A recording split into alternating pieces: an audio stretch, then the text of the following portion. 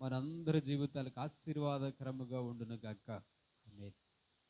రాబోతున్న కొత్త సంవత్సరం మనందరికీ, మన కుటుంబాలకు, మన దేశానికి అందరికీ దీవెనకరంగా ఆశీర్వాదకరంగా ఉండాలి అంటే దేవుని వాక్యానుసారంగా ఈ రాత్రి కొన్ని ప్రాముఖ్యమైన మాటలు విందాం. బైబిల్ గ్రంథంలో నుండి పేజీ నంబర్ 177, పాత నిబంధన గ్రంథంలో పేజీ నంబర్ 177, యెహోషువ గ్రంథం 1వ అధ్యాయం మొదటి 2 వచ్చిన భాగాలు చదువుకుందాం. యెహోవా సేవకుడైన మోషే మృతి నొందిన తరువాత యెహోవా నూను కుమారుడును మోషే పరిచారకుడునైన యెహోషువకు ఇలాగ సెలవిచ్చెను. నా సేవకుడైన మోషే మృతి నొందెను కాబట్టి నీవు లేచి నీవును ఈ జనులందరూ ఈ యొర్దాను నది దాటి నేను ఇశ్రాయేలీయులకు ఇచ్చుచున్న దేశమునకు వెళ్ళుడి.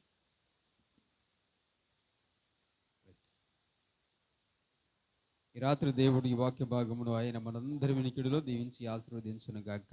ఆమేన్. చాలా జాగ్రత్తగానండి.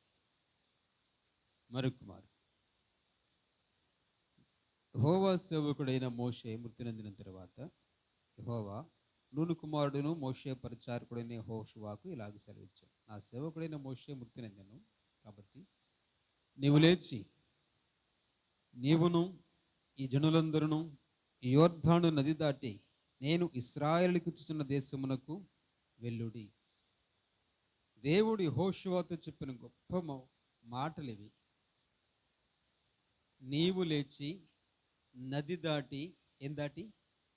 నీవు లేచి నది దాటి నేను నీకు ఇచ్చుచున్న దేశమునకు వెళ్ళు. రాత్రి దేవుడు మనతో కూడా మాట్లాడే మాట, నీవు లేచి సంవత్సరము దాటి ఇంకొద్దిసేపట్లో ఈ పాత సంవత్సరాన్ని దాటి దేవుడిచ్చే నూతనమైన సంవత్సరంలోనికి మనం ప్రవేశించాలి. ఆమేన్. ఈ యెహోషువతో దేవుడు మాట్లాడిన ఈ సందర్భంలో ఒక బాధాకరమైన విషయం ఉంది, ఒక కొత్త నూతనమైన సంతోషకరమైన విషయం ఉంది. మనందరి జీవితాల్లో ఎప్పుడు దుఃఖమే ఉండదు, అలాగని అన్ని సంతోషాలు ఉండవు. అంత దుఃఖమే ఉండదు, అంత సంతోషము ఉండదు. ఇదే దేవుడి భక్తుడితో కూడా మాట్లాడాడు. నీవు లేచి వెళ్ళు అంటానికి ముందు మోషే అనబడిన ఒక వ్యక్తి చనిపోయిన దుఃఖకరమైన వార్త కూడా ఈయన జీవితంలో ఉంది. ఈయనకు ఒక విధంగా ఆత్మీయ గురువైన మోషే చనిపోయాడు. తన గురువు లేక తన నాయకుడు చనిపోయాడు అనే వార్త, అది చాలా దుఃఖం, అది చాలా అతనికి బాధ కలిగించింది. ఎంత బాధ కలిగించిందంటే అతను వెళుతున్న ప్రయాణానికి అది ఆగిపోయేలా చేసింది. ఆ బాధ అక్కడే ఆగిపోయింది జీవితం. తన జీవితంలో తన నాయకుడు చనిపోవటాన్ని, తనను ఆత్మీయతలో పెంచిన వ్యక్తి చనిపోవటాన్ని తట్టుకోలేక, జీర్ణించుకోలేక తన ప్రయాణం అక్కడ ఆగిపోయింది. ఇప్పుడు దేవుడు అన్నాడు, నువ్వులే. ఈ రాత్రి జాగ్రత్తగానండి, మీకు 5-6 మాటలు చెప్తాను. నూతన సంవత్సరం మనకు ఆశీర్వాదకరంగా ఉండాలి అంటే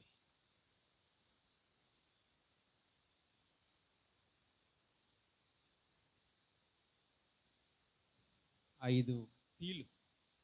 పాస్ట్ ఈజ్ పాస్ట్ అంటాం. పాస్ట్ ఈజ్ పాస్ట్ అంటే గతం, గతః అంటే నీ జీవితంలో ఇప్పటి వరకు నీ జీవితంలో ఎన్ని బాధలు ఉన్నాయో, ఎన్ని కష్టాలు, ఎన్ని శ్రమలో, ఎన్ని ఒడిదుడుకులో, ఎన్ని అవమానాలో, ఎన్ని నిందలో, ఎన్ని దాటుకొని వచ్చావో, ఇందాకటి వరకు జరిగిందంతా గతం, ఇంతకుముందు జరిగిందంతా గతం. పాస్ట్. నీ జీవితంలో ఇంతకుముందు జరిగిన గతమంతటిని నీ విడిచిపెట్టు. జరిగిపోయిన దాన్ని తలుచుకొని నువ్వు వెళ్ళబోతున్న నీ భవిష్యత్తును ఆపుకోవద్దు. నీ ప్రయాణాన్ని నువ్వు ఆపుకోవద్దు. దేవుడు యెహోషువతో అన్నమాట అదే, నువ్వు వెళ్ళు, నీకు మంచి దేశమునిస్తాను, నువ్వు ఎక్కడే కూర్చుంటే జీవితంలో ముందుకు వెళ్ళలేవు. మనకు కూడా కష్టం వచ్చినప్పుడు, బాధ వచ్చినప్పుడు ఎట్లాగే కుప్పకూలిపోతాం. నా జీవితం ఇక్కడ ఆగిపోయింది, నా జీవితమే ఇక్కడ ఆగిపోయింది అన్నట్లుగా కృంగిపోతాం, నిరుత్సాహానికి గురైపోతాం. ఇక నాకేమీ భవిష్యత్తు ఏమీ కనబడట్లేదు అన్నంత అంధకారంలోకి వెళ్ళిపోతాం. దేవుడు నీతో మాట్లాడే మాట, నీవు ముందు లే. కృంగిపోయిన స్థితి నుండి, దుఃఖకరమైన స్థితి నుండి, బాధకరమైన స్థితి నుండి నీవు ముందు లే. నేను నీకు మంచి దేశమును ఇవ్వబోతున్నాను, నేను నీకు మంచి సంవత్సరమును ఇవ్వబోతున్నాను. ఆమేన్. ఆ మంచి దేశంలో అడుగు పెట్టాలంటే ముందు ఏం కావాలా? కృంగిపోయిన స్థితిలో నుంచి పైకి లేవాలి. కృంగిపోయిన స్థితిలో నుంచి పైకి లేవకుండా మంచి దేశంలో అడుగు పెట్టడం సాధ్యం కాదు. మన ఆత్మీయ జీవితంలో కూడా రాబోతున్న సంవత్సరము మంచి సంవత్సరం. ఆ మంచి సంవత్సరంలోనికి మనం అడుగు పెట్టాలంటే ముందు జరిగిపోయిన వాటన్నిటిని ఏం చేయకూడదు. ఈ సంవత్సరంలో నా జీవితంలో ఆ కష్టం వచ్చింది, ఈ నష్టం కలిగింది, ఆ బాధ కలిగింది, ఈ బాధ కలిగింది అనుకుంటూ బాధలను తలుచుకుంటూ ఉంటే ఆ వ్యక్తికి భవిష్యత్తు ఏం బాగోదు. ఆ వ్యక్తి భవిష్యత్తుకి ఏం ఉండదు. అందుకే దేవుడు మాట్లాడిన మాట, నీ జీవితంలో జరిగిపోయిన గతం అనేది ఏదైతే ఉందో, నీకు చేదు అనుభవాలను మిగిల్చిన గతం, బాధలను మిగిల్చిన గతం, కష్టాల్లో నష్టాల్లో ఒడిదుడుకుల్లోంచి నిన్ను తీసుకొచ్చిన రోజులు ఏమైతే ఉన్నాయో వాటిని మర్చిపో. జరిగిన కష్టాన్నో నష్టాన్నో పట్టుకొని అదే జ్ఞాపకం చేసుకుంటూ నువ్వు కృంగిపోవద్దు. నువ్వు కృంగిపోతే ఆ మంచి సంవత్సరంలో నీకు మంచి దేశంలో నువ్వు అడుగు పెట్టలేవు. చూడండి దేవుని వాక్యంలో యెషయా గ్రంథం 43వ అధ్యాయం 18వ వచనం. యెషయా గ్రంథం 43వ అధ్యాయం 18వ వచనం భాగం. మునుపటి వాటిని జ్ఞాపకము చేసుకొనుకుడి, పూర్వకాలపు సంగతులను తలంచుకొనుకుడి. ఇదిగో నేను ఒక నూతన క్రియ రైట్, చేయుచున్నాను. బాగా గుర్తుపెట్టుకున్నారా? ఎవరన్నాడు దేవుడు? మునుపటి వాటిని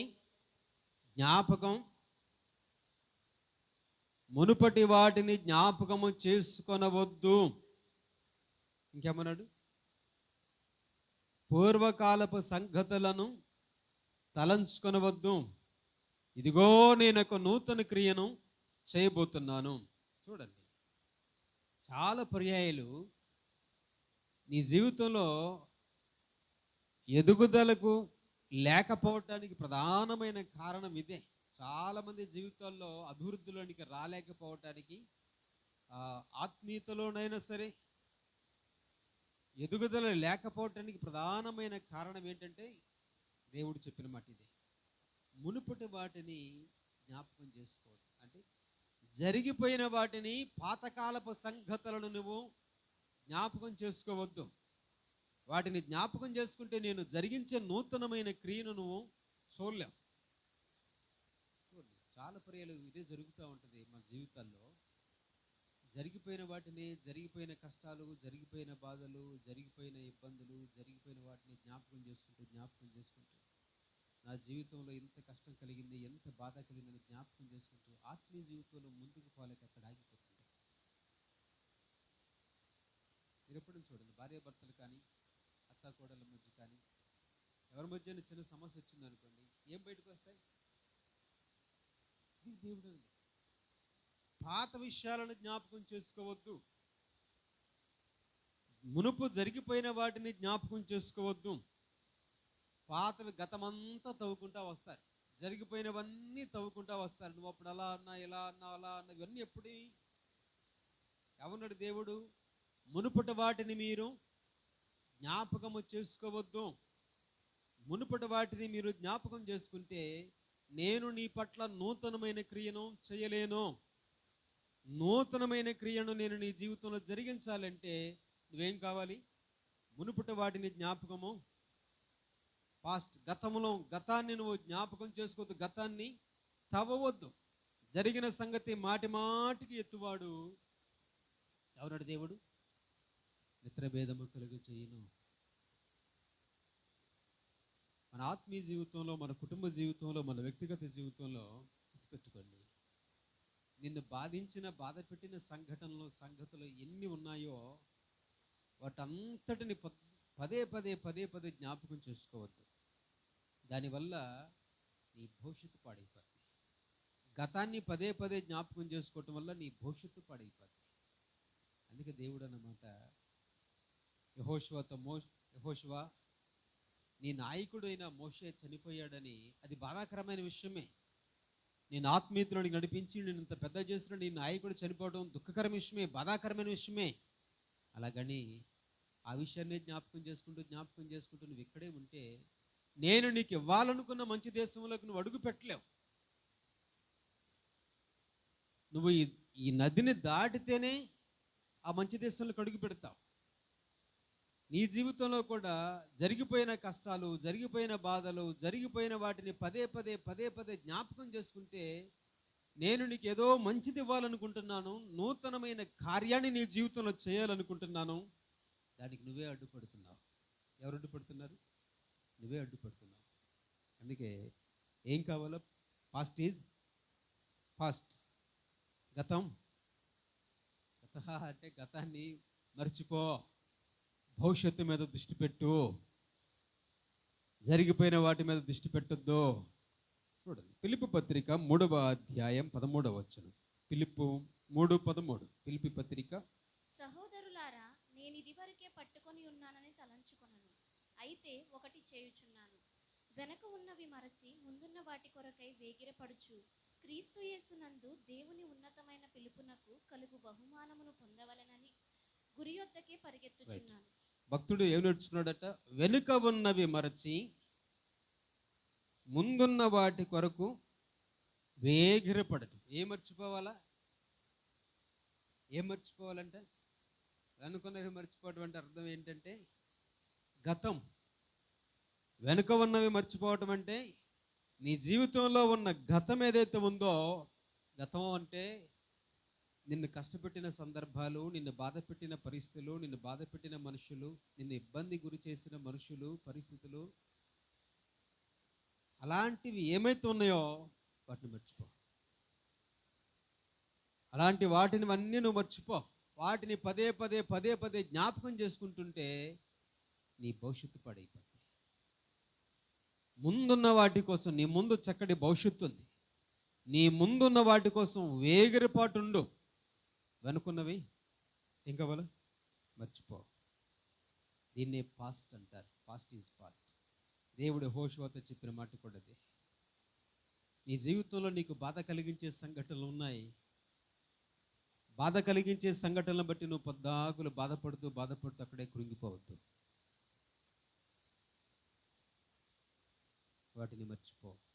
ఏం కావాలి? వాటిని మర్చిపో.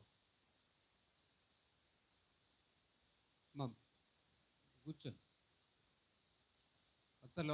వత్తర్లే కానీ వాళ్ళ దారి తెలుసులే కానీ మీరు సైలెంట్ కూర్చోండి. మళ్ళీ మీరు అడుకోవటం పెట్టమాకండి. సైలెంట్ కూర్చోండి. చూడ ఒక వాక్య భాగం, లూకా సువార్త 9వ అధ్యాయం 62వ వచనం. యేసు నాగటి మీద చెయ్యి పెట్టి, వెనుక తట్టు చూచువాడెవడును దేవుని రాజ్యమునకు పాత్రుడు కాడని వానితో చెప్పెను. నాగటి మీద చెయ్యి పట్టి వెనుక తట్టు చూచువాడెవడునో దేవుని రాజ్యమునకు పాత్రుడు కాదు. ఆదికాండం 19వ అధ్యాయంలో కూడా లోతు భార్య ఉప్పు స్తంభంగా మారిపోవటానికి కారణం ముందుకు చూసే వెనక చూసే. చెప్పండి, ముందుకు చూసే వెనక్కి చూసే. వెనకకు చూసి. ఈ రాత్రి దేవుడు మనతో మాట్లాడే మాట కూడా, గడిచిపోయిన సంవత్సరాన్ని మళ్ళీ వెనక్కి తిరిగి చూడొద్దు. గడిచిపోయిన జీవితాన్ని వెనక్కి తిరిగి చూడొద్దు.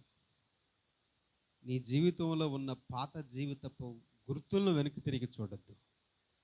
పాపపు గుర్తులను వెనక్కి తిరిగి చూడొద్దు. పాత జీవితాన్ని వెనక్కి తిరిగి చూడొద్దు. నీ ముందు చాలా మంచి జీవితం ఉంది. నీ ముందు చాలా భవిష్యత్తు ఉంది.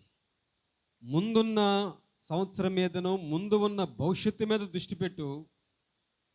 జీవితంలో జరిగిపోయిన వాటిని, వెనుక ఉన్న వాటిని, గతకాలపు వాటిని దృష్టి పెట్టద్దు. అలా వెనుకకు తిరిగి చూసిన లోతు భార్య అక్కడే ఆగిపోయి శాపగ్రస్తురాలిగా మారిపోయింది. నాగటి మీద చేయి పెట్టి వెనక్కు తట్టు తిరిగి చూచువాడు దేవుని రాజ్యానికి ఏం కాడు. ఇప్పుడు ఏమన్నారు దేవుడు యేసుప్రభు వారు? వెనక్కి చూడమన్నారు, ముందుక. గతం వైపు చూడొద్దు. మళ్ళీ మనం రేపు 2026లోకి పోయిన తర్వాత మళ్ళీ పాత జీవితం వైపు చూడమాకండి. 2025 జీవితం వద్దు. 2025లో వాటిని నెమరు వేసుకోవద్దు. దేవుడు నాకు 2026 ఇచ్చాడు. ఆ సంవత్సరంలో దేవుడు నీకు నూతన క్రియ చేస్తానన్నాడు. ఆ నూతనమైన కార్యం కోసం మనం ఎదురు చూడాలి తప్ప పాత సంవత్సరము, పాత జీవితం వైపు తిరిగి చూడొద్దు. అది మనకు మేలు కాదు. యెహోషువ చేసిన పని ఏంటంటే, తన గురువు చనిపోతే, తనను నడిపించిన నాయకుడు చనిపోతే అది తనకు చాలా దుఃఖం కలిగించిన విషయం. తను అక్కడ కృంగిపోయాడు, కుప్పకూలిపోయాడు. తన ప్రయాణం ముందుకు సాగలేకపోయింది, ఆగిపోయాడు తన ప్రయాణంలో. అప్పుడు దేవుడు అన్నాడు యెహోషువతో, యెహోషువ ముందు నువ్వులే, నీ ముందు చాలా ప్రయాణం ఉందయ్యా. నువ్వు ఇక్కడే కుప్పకూలుంటే ఇక ముందు ఎలా ప్రయాణం చేయగలుగుతావు? ముందు నువ్వులే. ఈ రాత్రి దేవుడు నీతో కూడా మాట్లాడే మాట అదే. కృంగిపోయిన స్థితిలో ఉన్నా, దుఃఖకరమైన స్థితిలో ఉన్నా, బాధాకరమైన స్థితిలో ఉన్నా, దేవుడు నీతో అనే మాట, ముందు నువ్వు ఆ స్థితి నుండి పైకి లే. దేవుడు నీకు మంచి సంవత్సరం, మంచి భవిష్యత్తు ఇవ్వబోతున్నాడు. దేవుడు ఇచ్చేదాన్ని నీ పొందుకోవాలంటే ఈ స్థితిని నువ్వు దాటి రావాలి. కృంగిపోయిన స్థితిని ఏం కావాలి? దాటి వస్తేనే ఆ గొప్ప సంవత్సరంలో నీకు దేశంలో అడుగు పెట్టగలుగుతాం. ఆమేన్. రెండవ మాట చూద్దాం మరొకసారి, అదే వచనంలో రెండవ వచనం. కాబట్టి నీవు లేచి, నీవును ఈ జనులందరూ ఈ యొర్దాను నది దాటి నేను ఇశ్రాయేలీయులకు ఇచ్చుచున్న దేశమునకు వెళ్ళుడి. చూద్దాం 3 కూడా. నేను మోషేతో చెప్పినట్లు మీరు అడుగుపెట్టు ప్రతి స్థలమును మీకు ఇచ్చుచున్నాను.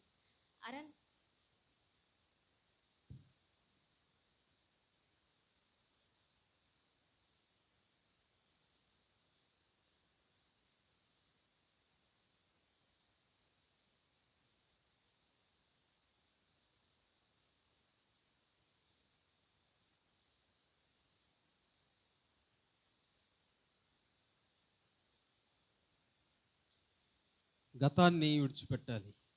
కొత్త సంవత్సరం మనకు ఆశీర్వాదకరంగా ఉండాలి అంటే, రాబోతున్న కొత్త సంవత్సరం మనకు ఆశీర్వాదకరంగా ఉండాలి అంటే, మనందరి జీవితాలలో ఉన్న పాత పాప జీవితమైన, గత జీవితమైన దాన్ని ఎక్కడ విడిచిపెట్టాలా?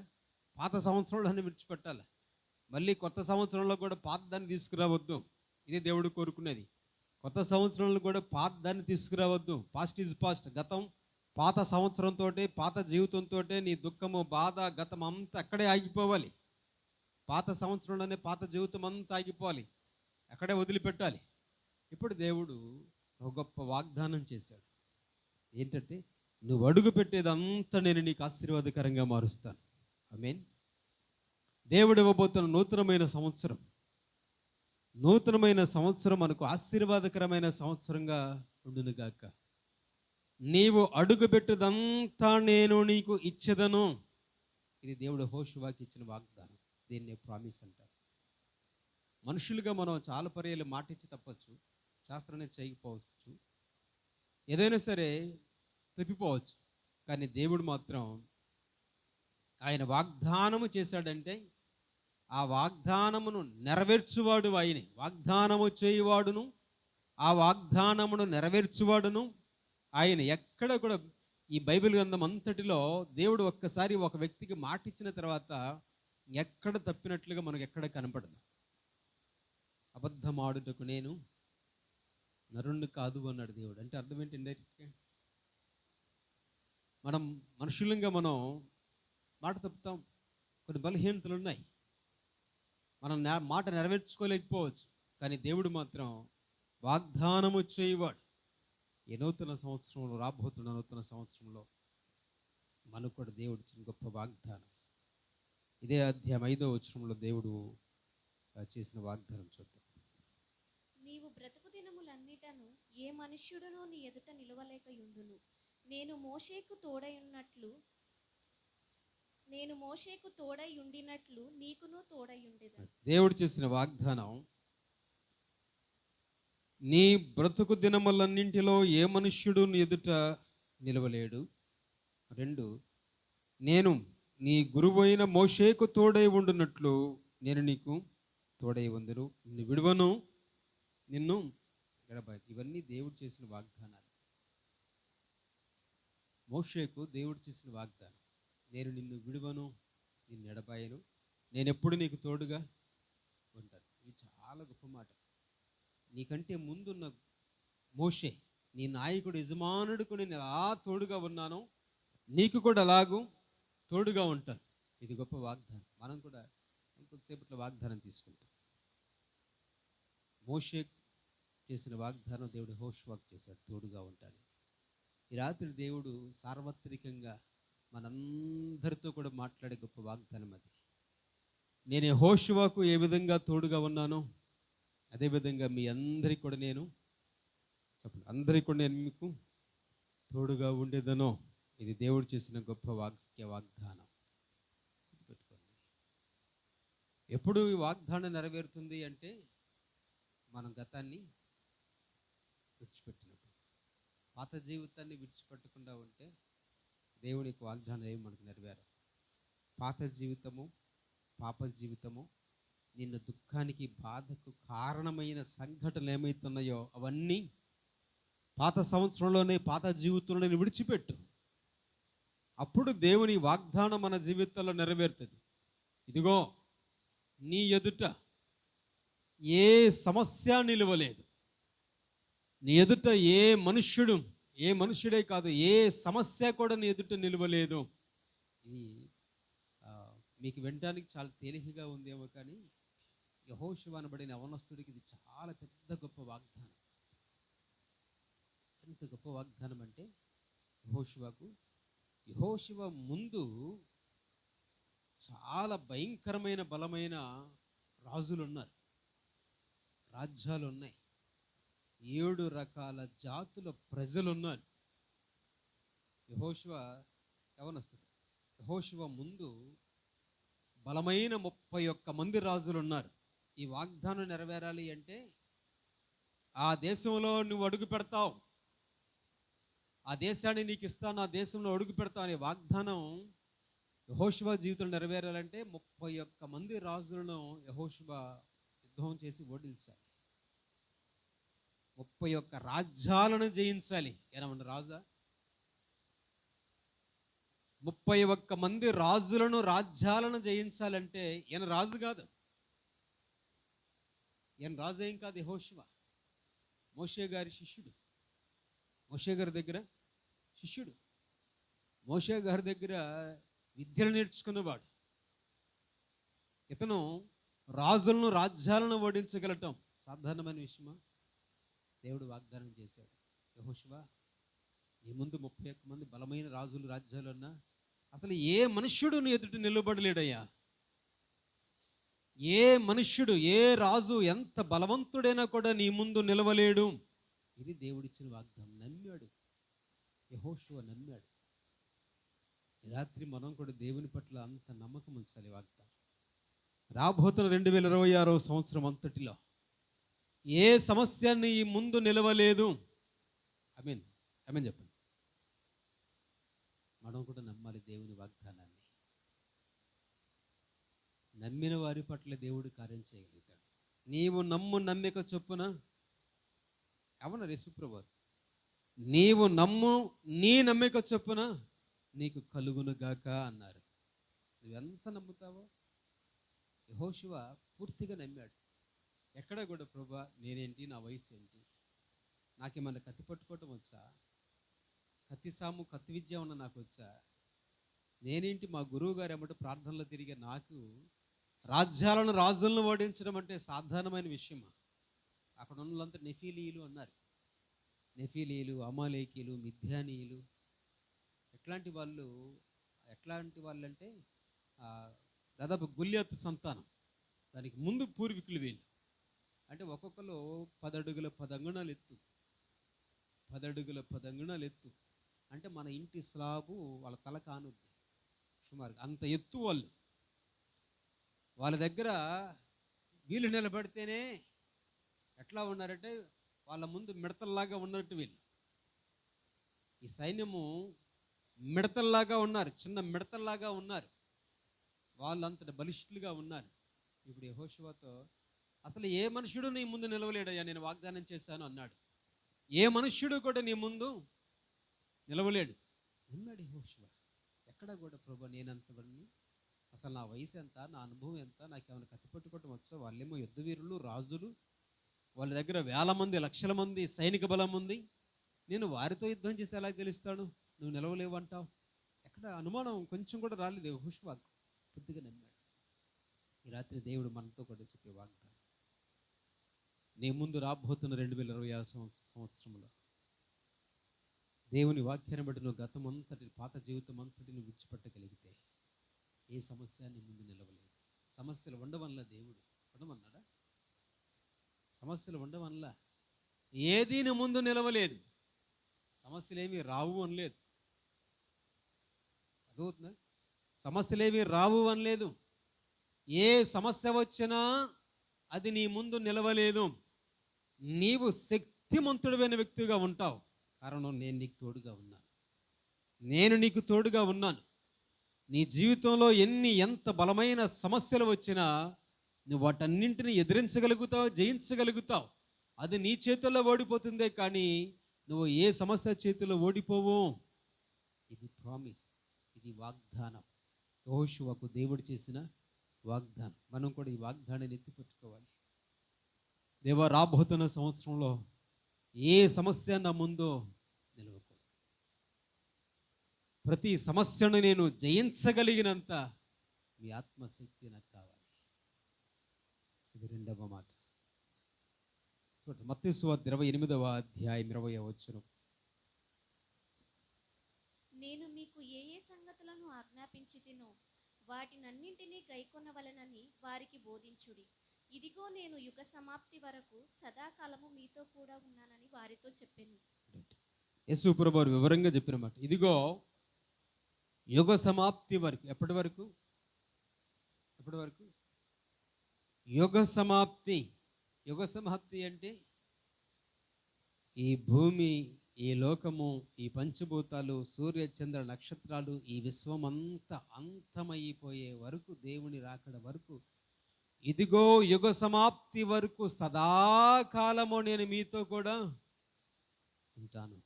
ఇది ప్రామిస్, ఇది వాగ్దానం, ఇది దేవుడు మనకు చేసిన వాగ్దానం.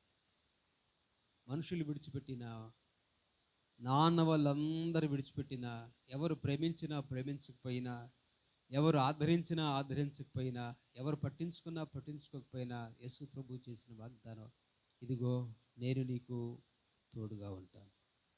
యుగ సమాప్తి వరకు నేను నీకు తోడుగా ఉంటాను. నేను నిన్ను విడువను, నేను నిన్ను ఎడబాయను, నేను నీకు తోడై ఉందును. ఇది వాగ్దానం. దేవుడు ఆనాడు యెహోషువకు, నేటి దినాలలో దేవుడు మనకు చేసిన గొప్ప వాగ్దానం ఈ వాగ్దానం. మూడో మాట, అదే యెహోషువ గ్రంథం 2వ వచనం మరొకసారి చదువుతాం. కాబట్టి నీవు లేచి, నీవును ఈ జనులందరూ ఈ యొర్దాను నది దాటి నేను ఇశ్రాయేలీయులకు ఇచ్చుచున్న దేశమునకు వెళ్ళుడి. రైట్. మూడవ మాట,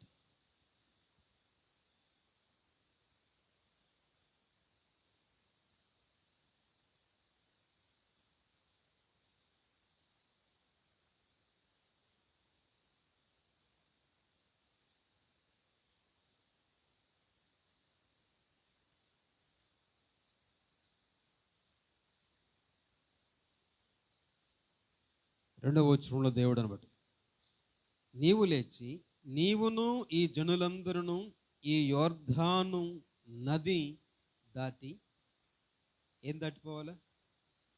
ఈ నది దాటి ముందుకు సాగిపోవాలి. దీన్ని పాస్ అంటాం. పాస్ అంటే మనం క్విజ్ పెట్టాం. క్విజ్ పెట్టినప్పుడు ఏమన్నారు? ఆన్సర్ రాలేకపోతే పాస్ అన్నారు. పాస్ అంటే ఆ నుంచి ముందుకు పోవటం, దాటిపోవటం. దేవుడు యెహోషువతో చెప్పిన మాట ఇది. నీవు యొర్దాను నదిని దాటి వెళ్ళు. యొర్దాను నదిని దాటి వెళ్ళు. ఇక్కడ ఒక గొప్ప మాట చెప్తాను వినండి. ఇశ్రాయేలీయుల యొక్క జీవిత ప్రయాణం అంతటిలో ఇప్పటివరకు వాళ్ళు అరణ్యంలోనే ప్రయాణం చేశారు 40 సంవత్సరాలు.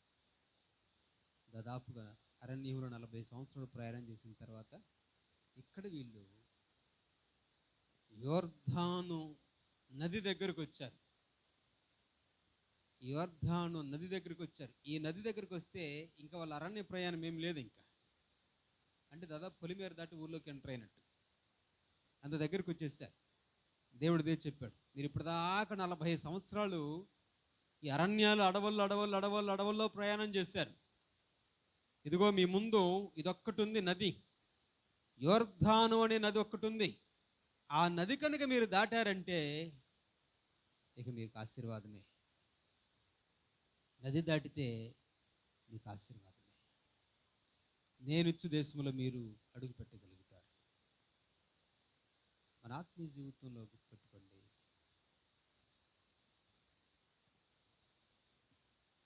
ఇక్కడకు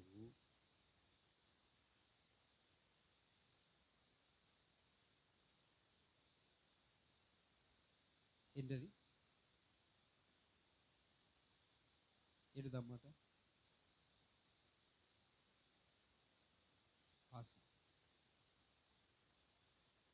పెద్దగా తేడా పాస్, దాటిపోవట. పాజ్ ఏంటది? ఆగిపోవుట, దాటిపోవుట, ఆగిపోవుట.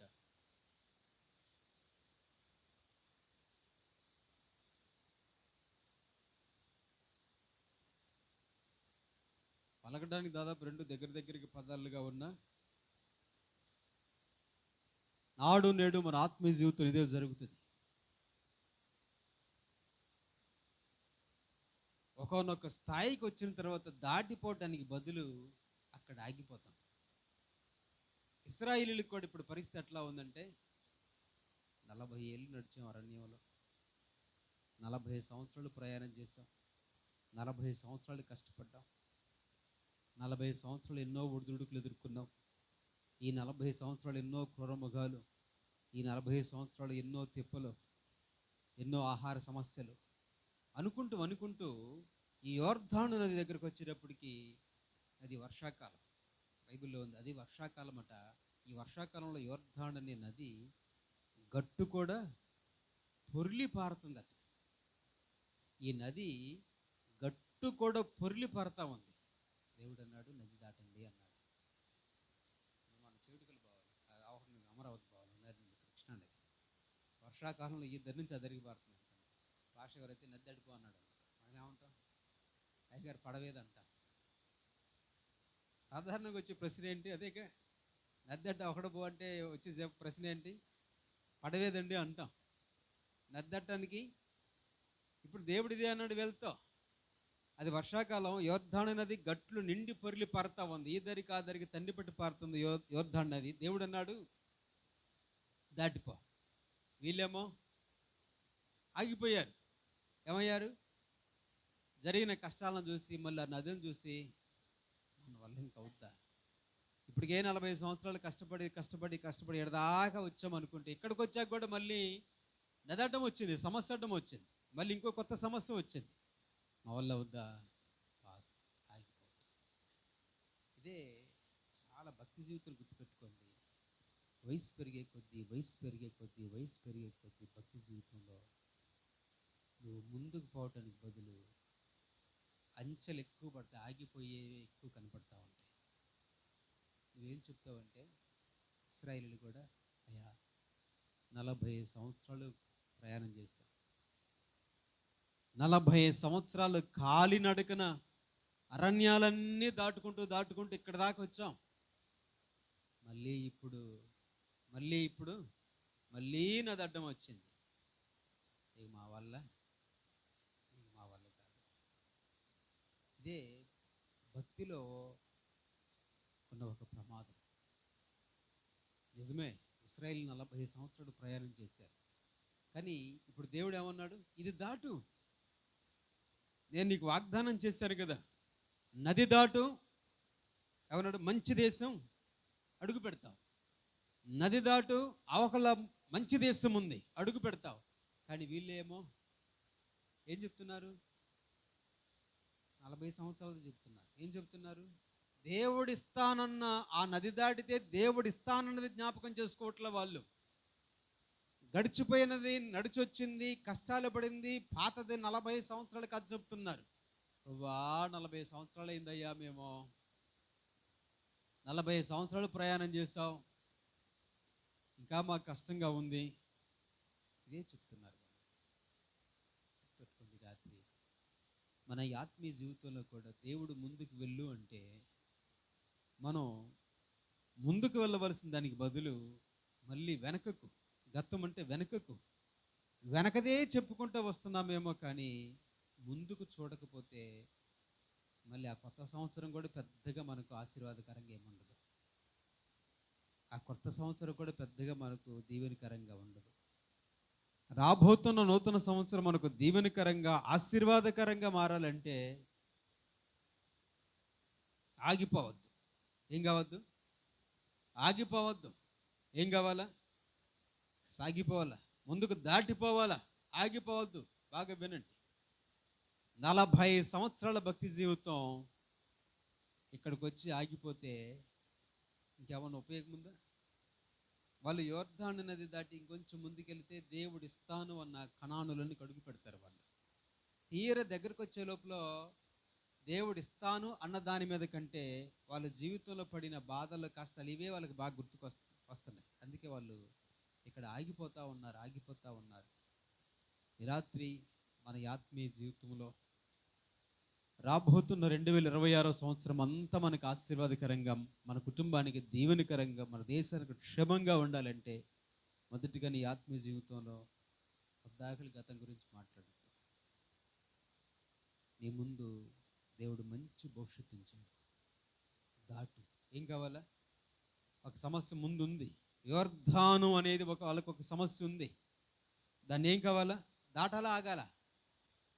దాటిపోవాలా, ఆగిపోవాలా? దాటిపోవాలి.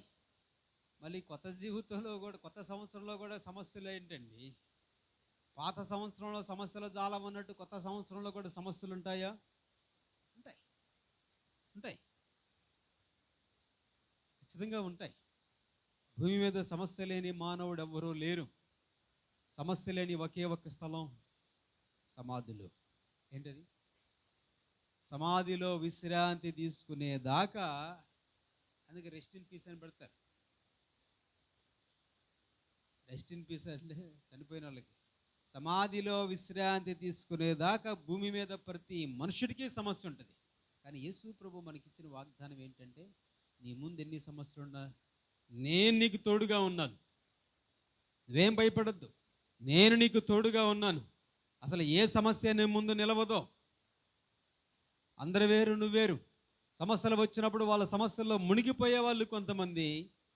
నేను నీకు తోడుగా ఉన్నాను కాబట్టి నీకు ఏ సమస్య వచ్చినా ఆ సమస్యే నీ ముందు నుంచి పక్కకి వెళ్ళిపోద్ది. నీకు ముందు ఎదురుగా నిలిచిన సమస్య పక్కకి వెళ్ళిపోద్ది. ఏ సమస్య నిన్నేమీ చేయలేదో, నేను నీకు తోడుగా ఉన్నాను.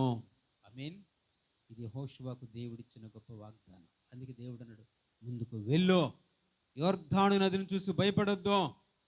అది గట్లు నిండి పొంగి పొర్లి పారుతుంటే దాని యొక్క ఉద్ధృతను చూసి నువ్వు భయపడొద్దు, నువ్వు వెళ్ళు. అంతే. ఏ పడవల్లో వెళ్ళమన్నాడు దేవుడు? యోర్దాను నదిలో దిగి నడిచి వెళ్ళమన్నాడు. ఏమన్నాడు? యోర్దాను నదిలో దిగి నడిచి వెళ్ళమన్నాడు. ఎంత భక్తో! నది ఏమన్నా మోకాళ్ళలోతు, నడువుల్లోతు నీళ్ళు ఉంటాయా? తాడి చెట్టు లోతు కంటే ఎక్కువ లోతు. నడిచి వెళ్ళు, ఏం చేయలేదు నిన్ను, నన్ను నమ్ముతున్నావా? నమ్ముతున్నాను ప్రభు, వెళ్ళు అన్నాడు. ఒకవేళ దేవుడు ఈ పరీక్ష ఈ రోజులు మనకు పెట్టాడు అనుకోండి, మనకు కూడా ఏరుందిగా. నన్ను నమ్ముతున్నావు, ఎట్లోంచి ఇద్దరి నుంచి అదరు రాఘపురం కమ్మరిపాలెం బొమ్మ ఏమంటాం మనం? ప్రభా నమ్మకం అయితే ఉందిలే కానీ నాకు పడవ అయితే కావాలి ప్రభా అను నమ్ముతాలే కానీ కష్టమే ప్రభా.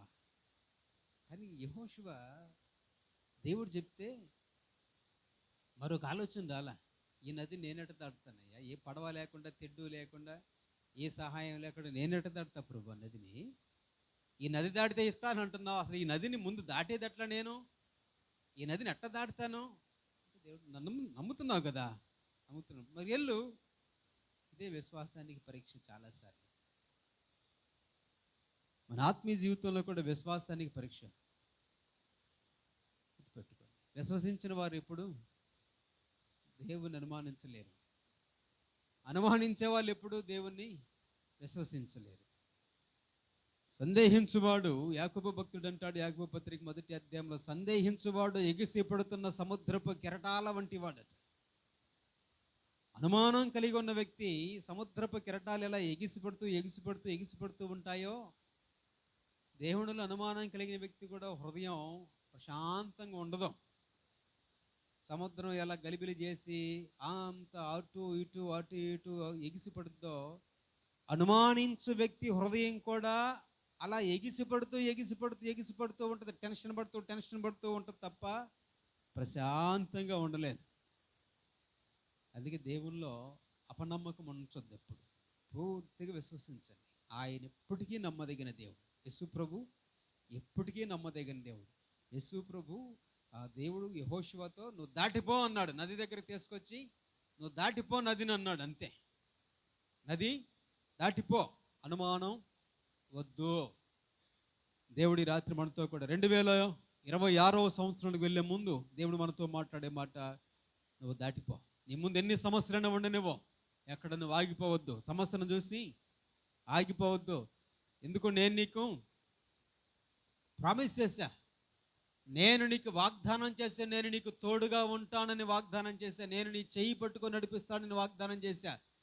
నేనే నీకు తోడుగా ఉన్నప్పుడు సముద్రం ఉంటే ఏంటి నీ ముందు, నది ఉంటే ఏంటి, ఎన్ని నీ ముందు ఉంటే ఏంటి, నేను నీకు తోడుగా ఉంటానన్నాను కదా, నువ్వు దాటిపో. చాలా పర్యాలు మనం సమస్య వచ్చినప్పుడు ఎట్లా ఆలోచిస్తావంటే, వినండి, మనం సమస్యకు కూడా దేవుడికి మనమే ఆన్సర్లో చెప్తా ఉంటాం. మనం ప్రార్థన చేసేటప్పుడు కొంతమంది పాపం వాళ్ళకి తెలియక అట్లా ప్రార్థన చేస్తారు. సమస్య ఉంటే సమస్యకు కూడా ప్రభు ఇలా సహాయం చేయ్యా, అలా సహాయం చేయి, ఇలా సహాయం చేస్తే నాకు పని తొందరగా అవుద్ది, అలా సహాయం చేస్తే పని తొందరగా అవుద్ది అని ఆన్సర్లో కూడా ఎవరు చెప్తాం? మనమే చెప్తాం దేవుడికి. పాపం దేవుడికి ఏం తెలియదు అన్నట్టు. మళ్ళంటే ఒక పాస్టర్ గారట, ఒక మంచి దేవుని వాక్యం చెప్పడానికి ఎట్లాగే ఒక నది దాటాల్సి వచ్చింది. అనుకుంది కృష్ణ చోటుకల్లి అమరావతి మధ్యలో ఎట్లా నది దాటాల్సి వచ్చింది. ఒక పాస్టర్ గారు వాక్యం చెప్పడానికి వెళ్ళాలి. ఆయన వెళ్ళాడు, ఆయనకి పడవ నడపడం వచ్చు, ఆ ఒడ్డున వాళ్ళు కాబట్టి ఈరోజు పడవ నడపడం బాగా వచ్చు. ఆయన వెళ్ళి చక్కగా పడవలో కూర్చొని పడవ నడుపుతూ ఉన్నాడు. వరద ఉధృతి పెరిగింది. ఏమైంది? వరద ఉధృతి పెరిగిపోయింది. దేవుడు ఆ ప్రాంతానికి తీసుకెళ్ళి ఆయన వాడుకోవాలి అని దేవునికి ఉద్దేశం. ఎప్పుడైతే వరద ఉధృతి పెరుగుతుందో పడవ వేగం పెరిగిపోయి వెళ్ళవలసిన వైపు పడవ వెళ్లకుండా దారి తప్పిపోతా ఉంది. పడవ దారి తప్పిపోతా ఉంటే లోపల భయం మొదలైపోయింది. దేవుని ఈ వేగంగా పోయి పడవ దేని ఒక దాన్ని కొట్టుకుంటుంది, పడవ ముక్కలైపోద్ది, నాకు ఎలా గీత రాదు, నేను చచ్చిపోతాను. మొదట కొంచెం నమ్మకం ఉంది, దేవుడు ఎట్టొకటి ఆ జరిగి చేసిపోతాడు. తర్వాత మధ్యలోకి పోయి కొద్ది ఈ వరద ఉధృతి పెరిగేటప్పటికి నమ్మకంలోకి భయం వచ్చేసింది. ఏమొచ్చేసింది? భయం వచ్చేసింది. ఎప్పుడైతే మనుషులకు కూడా భయం ఇన్ అవుద్దో విశ్వాసం అవుట్ అవుద్ది. నీలోకి భయం అనేది నీ లోపలికి వస్తే నీలో ఉన్న నమ్మకము విశ్వాసం అనేది బయటికి పోద్ది. ఇదే అనేక మంది జీవితంలో జరిగేది. బైబిల్లో దేవుడు భయపడకము,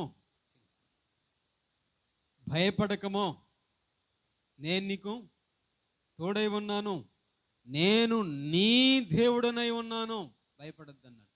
మనమేమో భయాన్ని తెచ్చుకుంటాం. భయాన్ని లోపటానికి తెచ్చుకునేటప్పటికి మనలో కార్యం కలగజేసే విశ్వాసాన్ని మనమేమో బయటికి పంపిస్తాం. మనమే బయటికి పంపిస్తున్నాం. మనలో ఉన్న విశ్వాసాన్ని బయటికి పంపిస్తున్నాం, భయాన్ని లోపల తెచ్చుకుని కార్యాలు ఏం జరుగుతాయి? దేవుని కార్యాలు మన కుటుంబాల్లో, జీవితాల్లో. పాస్టర్ గారు కూడా భయం ఎక్కువైపోయి చచ్చిపోతున్న భయం వేసి ఆ ఎదురుగా పెద్ద రాయి లాంటిది కనపడుతుంది. ఈ వేగంగా పోయి పడవ దాన్ని కుదుకుంటే పడవ ముక్కలైతే చచ్చిపోతున్నాయి. ఇప్పుడు ప్రార్థన చేసే విధానం మార్చాడు. ప్రభా, ఆ రాయి అడ్డుగా ఉందయ్యా, రాయిని తొలగించు, రాయిని తొలగించు, రాయిని తొలగించు. రాయి అడ్డుగా ఉంది ప్రభా, రాయికి పోయి పడవ తగిలితే పడవ మొక్కలైపోతే నేను చచ్చిపోతా. ఆ ప్రాంతంలో మీ సేవ ఎవరు చేస్తారు ప్రభా? కాబట్టి ఆ ప్రాంతం రక్షించబడాలంటే నేను బతకాలంటే రాయి ఉండకూడదు. దేవుడికి కూడా ఆన్సర్ లేని చెప్తున్నాడు అనమాట. ప్రభా, ఎట్లా చేయి, అట్లా చేయి. చాలా పర్యాలు మనం కూడా ఒక సమస్య ఉంది అంటే ఆ సమస్యకు సొల్యూషన్, పరిష్కారం మనకంటే బాగా దేవుడికి తెలుసు. మన జ్ఞానం ఎంత, దేవుడి జ్ఞానం భూమికి ఆకాశానికి ఎంత దూరం ఉందో దేవునికి అంత మహాజ్ఞానం, అంత వ్యత్యాసం ఉంది దేవునికి మన ఆలోచనలు, దేవుని ఆలోచన. ఈ పాస్టర్ గారు కూడా ఇట్లా ప్రార్థన చేస్తున్నారు, రాయిని తొలగించు. ఇంతలో రాయి ఏం తొలగిపోవట్లా. ఆ రాయి దగ్గరకు వచ్చి పడవ రాయిని కొట్టే టైంలో దేవుడు నీటి మట్టాన్ని పెంచాడు. వరద ఉధృతి నీటి మట్టం పెరిగేటప్పటికి ఈ నీటి మట్టం పెరగటం వల్ల ఈ పడవ రాయికి పైనుండి ఒకటికి వెళ్ళిపోయింది. రాయిని తొలగిస్తామేమో అనుకున్నా కానీ రాయిని దాటించావు నువ్వు. వందనాలయ్యా. దేవుడు కూడా మన జీవితంలో సమస్యను ఏది తీసేయడు. చాలామందికి తెలియక యేసు ప్రభువుని నమ్ముకుంటే సమస్యలన్నీ పోతాయి. ఇవన్నీ అబద్ధాలు. యేసు ప్రభువుని నమ్ముకుంటే సమస్యలు ఏమీ పోవు. యేసు ప్రభు సమస్యల్లో తోడుంటాడు. యేసు ప్రభు సమస్యల్లో నీ చెయ్యి పట్టుకొని సమస్యను దాటిస్తాడు. ఇది యేసు ప్రభు మనకిచ్చిన వాగ్దానం. సమస్యలు రానివ్వను అనలేదు. రానివ్వను అన్నారు యేసు ప్రభు బైబిల్ ఎక్కడ? నన్ను నమ్ముకుంటే కష్టాలు రావు, సమస్యలు రావనలా. సమస్యలో, బాధలో నేను నీకు తోడుగా ఉంటాను, వాటిలో నుంచి నిన్ను దాటిస్తానన్నారు యేసు ప్రభు. అప్పుడు అర్థమైంది ఆ పాస్టర్, ప్రభు నా జీవితంలో నేను చేయాల్సిన ప్రార్థన రాయిని తొలగించమని కాదు, నన్ను సమస్యలో నుంచి బయటికి తీసుకెళ్ళు అని. మనం కూడా ఇప్పుడు కూడా యోర్దాన్ నది అడ్డం వస్తే నదిని తొలగించు అంటే కుదరదు. నదిని దాటిస్తే చాలు. మన జీవితంలో కూడా సమస్యలు ఉంటే సమస్యను తీసే ప్రభు అంటారు కొంతమంది. నువ్వు సమస్యను తీసే అని 1 సంవత్సరం కాదు 10 సంవత్సరాలు చేసిన ప్రార్థన సమస్య ఏం పోదు. దేవుడు అట్లాంటి ప్రార్థనకు జవాబు ఏమి ఇవ్వడు. సమస్య తీసేయడు దేవుడు. నువ్వేం చేయాలంటే ప్రార్థన, ప్రభా ఈ సమస్యను నన్ను దాటించు, ఈ సమస్యలో నుండి నన్ను దాటించు, నాకు తోడుగా ఉంటానన్నావు, నా చేయి పట్టుకుంటానన్నావు. కాబట్టి ఇప్పుడు నేను సమస్యలో ఉన్నాను, నా ముందు ఒక పెద్ద సమస్య ఉంది. ఇప్పుడు నీవు నాకు తోడుగా ఉండి నా చేయి పట్టుకొని ఈ సమస్యను దాటించు. అది మనం చేయాల్సిన ప్రార్థన. అప్పుడు దేవుడు మనల్ని క్షేమంగా, మనకి ఏ అపాయం లేకుండా, మనకి ఎక్కడ అపకారం జరగకుండా, మనకి ఎక్కడ నష్టం కలగకుండా ఆయన మన చేయి పట్టుకొని ఆ సమస్యను మన నుంచి మనల్ని దాటిస్తాడు. అది దేవునికి వాగ్దానం. ఇప్పుడు దేవుడు ఇదే చెప్పాడు, నువ్వు ఆగిపోవద్దు. సమస్యను చూసి ఏం కావద్దు, సమస్యను చూసి ఆగిపోవద్దు. ఏంగా దాటిపోవాలి. ఆగిపోవద్దు, దాటిపోవాలి. మనం ఈరోజు మన ఈ ఆత్మీయ విశ్వాస జీవితంలో కూడా మన ముందు చిన్నదే కానీ పెద్దదే కానీ, ఏ చెట్టుకు తొలగల ఆ చెట్టుకు తురుద్దు అన్నట్టు ప్రతి మనుష్యుడికి సమస్య ఉంటుంది. సమస్య లేని మానవులు భూమి మీద ఎవరు లేరు. చిన్నపిల్లగా చదువుకునే వాళ్ళ కానీ ముసలి వృద్ధుల దాకా ఉంటుంది. చిన్నపిల్లలకు కూడా ఉండే సమస్యలు. పొద్దున్న వాళ్ళేసి రెడీ చేసి బడికి పంపండి, బడి ఎవరు కనిపెట్టాడు బాబు అంటారు. వాళ్ళు ఈ చదువు ఎవరు కనిపెట్టారయ్యా, ఈ హోంవర్క్ ఎవరు కనిపెట్టారా? ఇంట్లో ఎంత బాగుండొచ్చు. వాళ్ళకుండే సమస్య బడికి పోవటం, చదువుకోవటం, పరీక్షలు అంటే వాళ్ళకుండే సమస్య వాళ్ళకు ఉంది. పెద్దవాళ్ళకు ఉండే సమస్య పెద్దవాళ్ళకు ఉంది. పెళ్లి కానోళ్ళకు ఉండే సమస్య పెళ్లి కానోళ్ళకు ఉంది. అయిన తర్వాత ఉండే సమస్య అయిన వాళ్ళకు ఉంది. అప్పుడు అడిగితే పెళ్ళి ఎవరు కనిపెట్టారయ్యా అని అప్పుడు అంటారు. తర్వాత పిల్లలు వాళ్ళు మళ్ళీ పెద్దలు అవుతుంది. అమ్మ పిల్లలు ఏంటి, కష్టాలు ఏంటి, బాధలు ఏంటి, సంపాదన ఏంటి, రూపాయి ఉండట్లేదు. ఎప్పటికీ జీవితంలో ఏదో ఒక సమస్య ఉంటుంది. మనిషి జీవితంలో సమస్య లేని మానవుడు భూమి మీద ఎవరూ లేరు. దేవుడు మనకు చేసిన వాగ్దానం, నీ సమస్యను చూసి నువ్వు ఏం భయపడొద్దు, నేను నీ చెయ్యి పట్టుకొని సమస్యలో నుంచి నిన్ను దాటిస్తాను. ఇదే యేసు ప్రభువులో ఉన్న గొప్ప వాగ్దానం. ఆయన వదిలిపెట్టట్ల సమస్యలు మనల్ని, మనుషులు వదిలిపెట్టినట్లుగా ఆయన వదిలిపెట్టట్ల. ఆయన నేను చెయ్యి పట్టుకొని నేను నీకు తోడుగా ఉండి సమస్యల నుంచి దాటించదను. మీన్ తర్వాత మరొక మాట చూద్దాం దేవుని వాక్యంలో. యెహోషువ గ్రంథం 3వ అధ్యాయం 15వ వచనం. అప్పుడు ఆ మందసమును మోయువారు యోర్దానులో దిగిన తరువాత మందసమును మోయు యాజకుల కాళ్ళు నీటి అంచున మునగగానే పైనుండి పారు నీళ్లు బహు దూరమున సారేతాను నొద్దనున్న ఆదామను పురమునకు దగ్గర ఏకరాశిగా నిలిచెను. లవణ ఇక్కడ జరిగింది ఏంటంటే, యోర్దాను నది దగ్గరకు వచ్చేటప్పటికి దేవుడు అన్నాడు, ముందు పాస్టర్ గారిని వెళ్ళమనండి అన్నాడు. ఎవరిని? వాళ్ళు ఇప్పుడు అన్నాడు అనుకోండి యేసు ప్రభు ఆ మాట, ఎంతమంది ముందు ఉంటారు? ముందు లైన్లు ఎవరు ఉంటారు?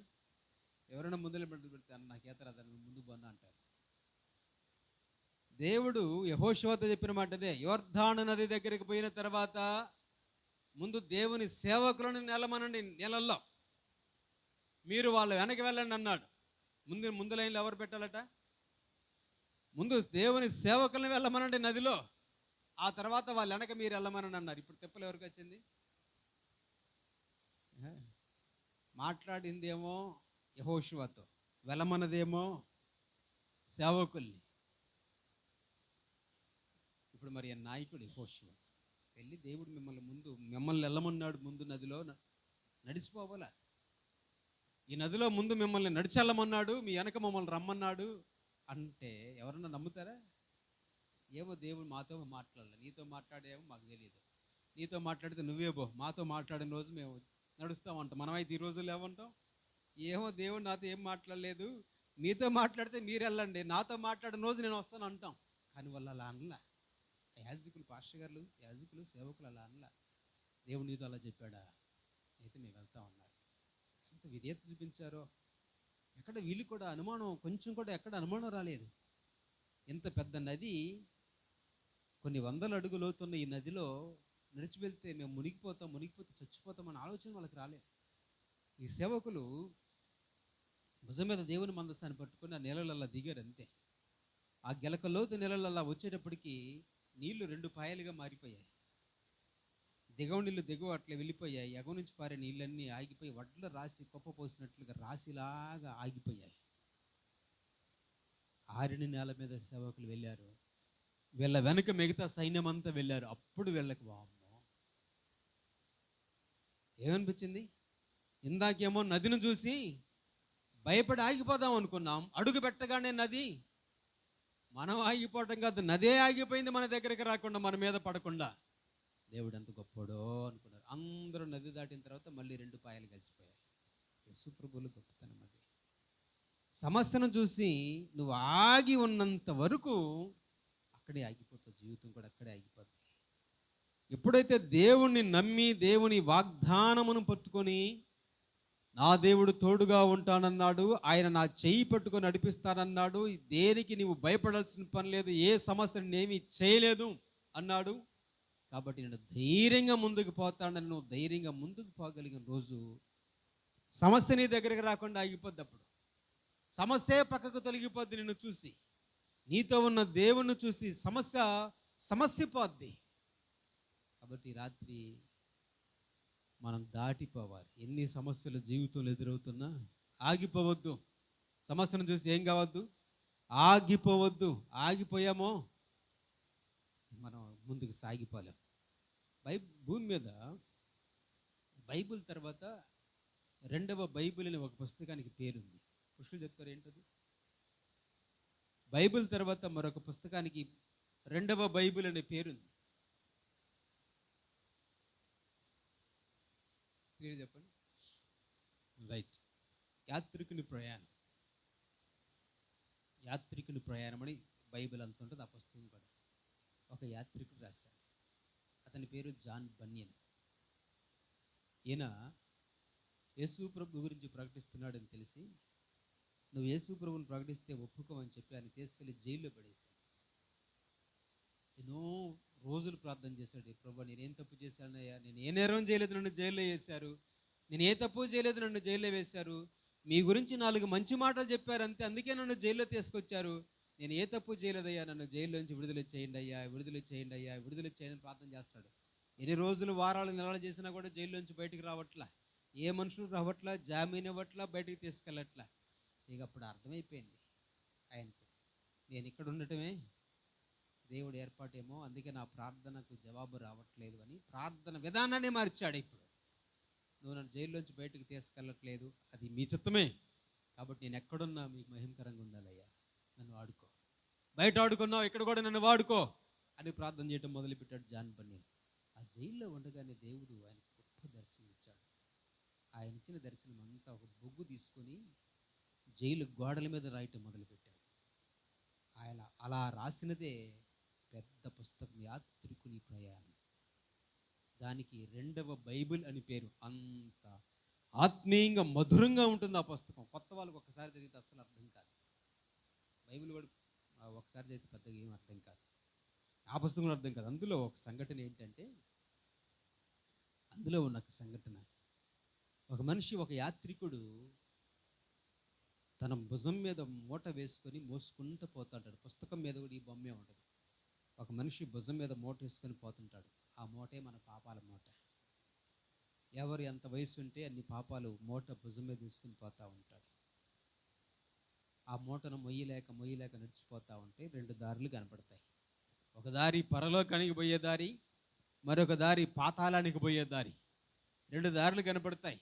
అక్కడ బోర్డులు ఉంటాయి, ఇదిగో పరలోకానికి పోయే దారి, ఇదిగో పాతాళానికి పోయే దారి. 2 బోర్డులు క్లియర్గా కనపడుతున్నాయి ఆయనకు. అక్కడికి వచ్చిన తర్వాత అతను చూస్తాడు, పరలోకానికి పోయే దారి కనపడుతుంది, పాతాళానికి పోయే దారి కనపడుతుంది. ఏ దారిలో పోదాం? సాధారణంగా ఎవరు ఏ దారిలో పోవాలనుకుంటారు? పరలోకానికి పోయే దారి.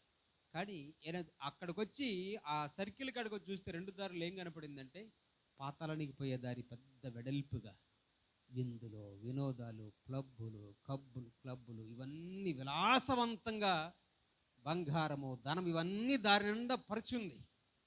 ఈ దారి ఎంత బాగుందో, ఆనందం ఉంది, చిందులున్నాయి, విందులున్నాయి, బంగారం ఉంది, విలువైన వస్తువులన్నీ ఈ దారిలో కనపడుతున్నాయి, ఈ లోకంలో బతకటానికి అని కనపడుతుంది. ఇంకా పరలోకానికి పోయే దారి కూడా కనపడుతుంది. ఈ దారి ఎట్లుందంటే చిన్నది. ఎట్లా ఉంది? చిన్న దారి. ఏం కనపడుతుందంటే, కొంచెం దూరంలో నాగుపాములు లాంటివి కనపడ్డాయి. ఓహమ్మ, ఈ దారిలో పోతే చచ్చిపోతుందిగా, పాములు గరిగితే ఏమైపోతా. ఇంకొంచెం ఇట్ట తొంగి చూస్తే సింహాలు కనపడుతున్నాయి అంట. ఓహమ్మ, ఈ దారిలో పోతే నేను ఈ పాముల చేతుల్లోనూ సింహాల చేతుల్లో చచ్చిపోతా. కాబట్టి ఇప్పుడు ఏ దారి కావాలి నాకు? ఎంజాయ్. ఏ దారి కావాలా? ఎంజాయ్. ఇది ఆయన రాసింది.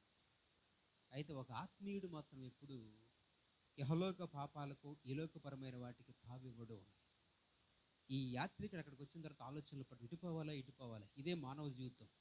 ఇక్కడేమో అన్ని విందులు, వినోదాలు అంతా ఇక్కడుంది. దేవుడికి పోయే మార్గంలోనేమో పాము లాంటి, సింహాలు లాంటివి కనపడుతుంది, ఈ బాధలన్నీ కనపడుతున్నాయి.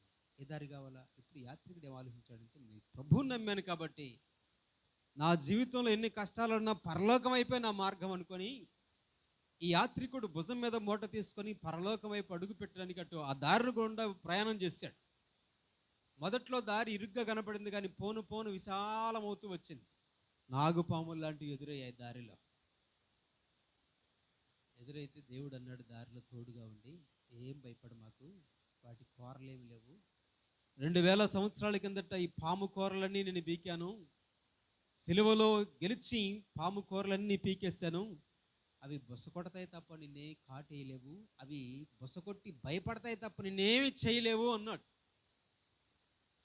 ఈ లోకంలో కూడా విశ్వాస జీవితంలో సమస్యలు అనేవి, శ్రమలు అనేవి మనిషిని భయపెట్టేవి తప్ప దేవుడు నీకు తోడుగా ఉన్నంత వరకు అవి నిన్నేమీ చేయలేవు.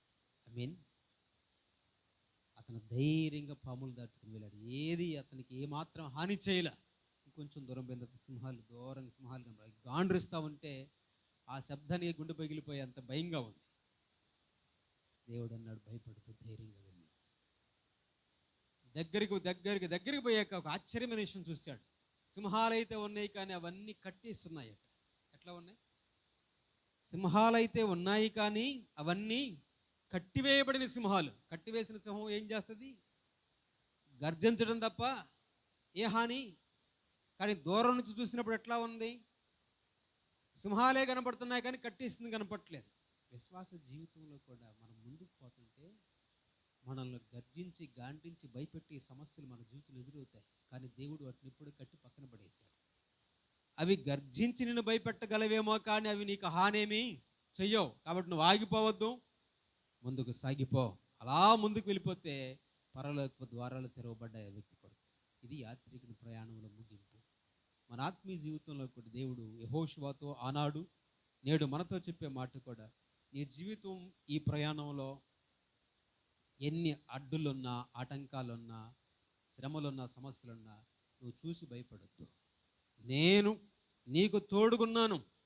నేను నీ చేయి పట్టుకొని సమస్యను దాటించేవాడు నేను ఉండగా నువ్వెందుకు భయపడి ఇక్కడే ఆగిపోతావు? నువ్వు ముందుకు సాగిపో. నేను ఇచ్చే గొప్ప మధురమైన ఆ దేశాన్ని, ఆ కనాను దేశం, ఆ పరలోకం దేశం నువ్వు అప్పుడు అనుభవించగలుగుతావు. ఆమేన్. 3వ మాట, 4వ మాట.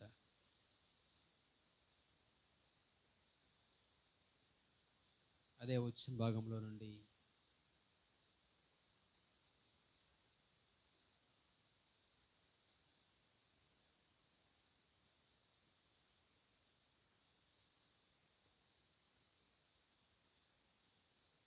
నాలుగవ మాట.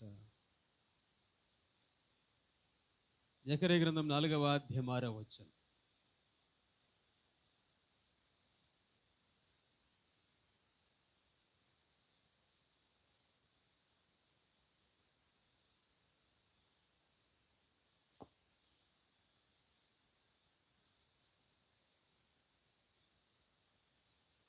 రైట్, చూడండి. ఇంక త్వరగా ఒక్క మాట చెప్పి నేను ముగిస్తాను ఈరోజు. దేవుడు ఆనాడు యవనస్తుడైన యెహోషువతో చెప్పిన మాట, యెహోషువ, నీ జీవితంలో అనేకమైన కార్యాలు జరగాలన్నా, నీ ముందు ఉన్న అడ్డుల ఆటంకాలన్నీ తొలగిపోవాలన్నా దానికి నీ బలం కాదయ్యా కావాల్సింది. నీ జ్ఞానము, నీ బలము, నీ శక్తి, నీ తెలివితేటలు, నీ చదువు, నీ ఉద్యోగం, ఇవి నీవి కాదు కావాల్సింది. అది శక్తి చేతనైనను, నీ శక్తి చేతనైనను, నీ బలం చేత ఏమీ కాదో, నా ఆత్మశక్తి వలననే నీ జీవితంలో కార్యాలు జరుగుతాయి. ఐ మీన్ పవర్, దేవుని శక్తి. ఇక్కడ కూడా ఇప్పుడు ఏంటంటే యెహోషువ మనసులో ఈ ఆలోచన రాకపోయి ఉండదు బహుశా. నేనేమో యవ్వనస్తుని, దేవుడేమో యోర్దాను నది దాటి వెళ్ళు అంటున్నాడు.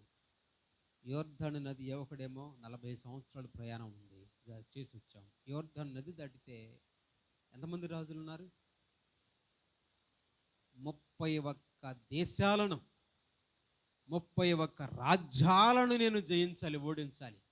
ఈ 31 రాజ్యాలను ఓడిస్తే అప్పుడు నేను దేవుడిచ్చే దేశంలోకి పోగలుగుతాను.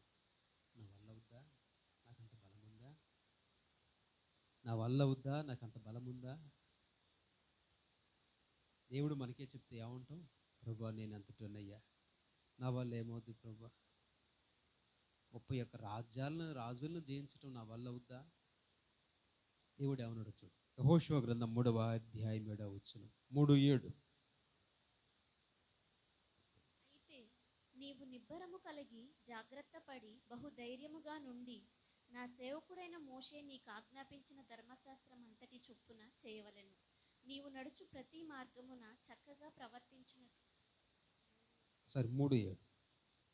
అప్పుడు యెహోషువతో ఇట్లనెను, నేను మోషేకు తోడయుండినట్లు నీకును తోడయుందునని ఇశ్రాయేలులందరూ ఎరుగునట్లు నేడు వారి కన్నుల ఎదుట నిన్ను గొప్ప చేయ మొదలుపెట్టెదను. రైట్. దేవుడు యెహోషువతో చెప్పిన మాట, యెహోషువ, నేను నీకు తోడుగా ఉంటాను, నువ్వు ముందుకు వెళ్ళు. నువ్వు ముందుకు వెళితే నిన్ను గొప్ప చేయ మొదలు పెట్టేదను. ఎవరట? నేను నిన్ను గొప్ప వ్యక్తినిగా మారుస్తాను. మన జీవితంలో కూడా గుర్తుపెట్టుకోండి, గొప్ప స్థాయికి రావాలంటే చేయాల్సిందల్లా ఒక్కటే, గొప్ప దేవుడైన ప్రభు అయిన క్రీస్తు మాట విని ఆయన మనలను గొప్ప చేస్తాడు.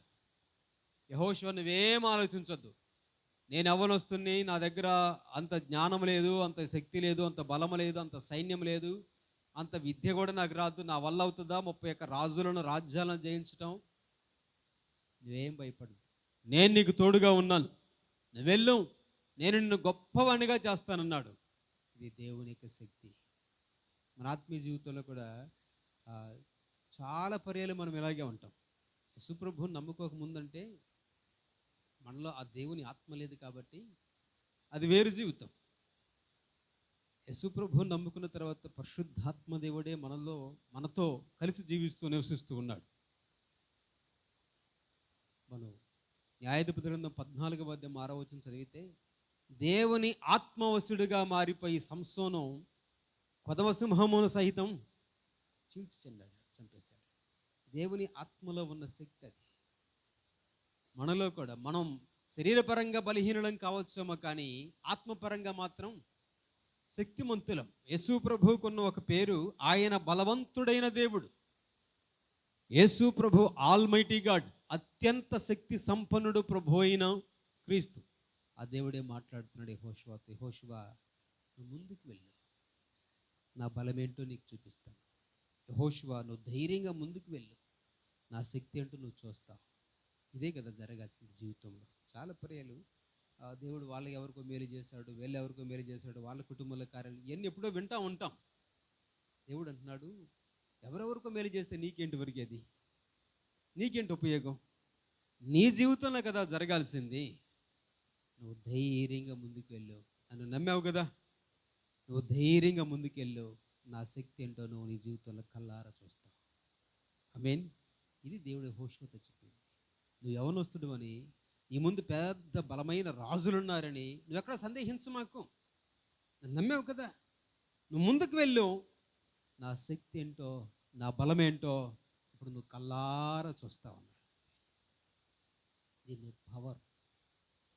మన రాబోతున్న 2026 నూతన సంవత్సరంలో కూడా నమ్మకంతో ముందుకు కొనసాగుదాం, ముందుకు సాగిపోదాం. ఎంతగా దేవుని నమ్ముతామో మన జీవితాల్లో దేవుడు అంత బలమైన కార్యాలు చేయగలడు. నమ్మి ముందుకు సాగుదాం. దేవుని శక్తి అంటూ మనం చూడగలుగుతాం. దేవుడు అన్నాడు నిర్గమకాండం 14వ అధ్యాయంలో, మీరు ఓరక నిలుచుండి చూడండి, ఫరో ఎదుట నా శక్తి ఏంటో, నా బలం ఏంటో మీకు చూపుదును. ఏం చేయటం? మనం యేసు ప్రభువుని విశ్వాసం ఉంచి ఆయన మాట విని ముందుకు సాగితే చాలు, మిగతా కార్యమంతా ఆయనే చూసుకుంటాడు. మనం చేయాల్సిందల్లా సమస్యను చూసి భయపడొద్దాం, సాగిపోండి. చివరి మాట చెప్తాను చూడండి. దేవుని వాక్యంలో నుండి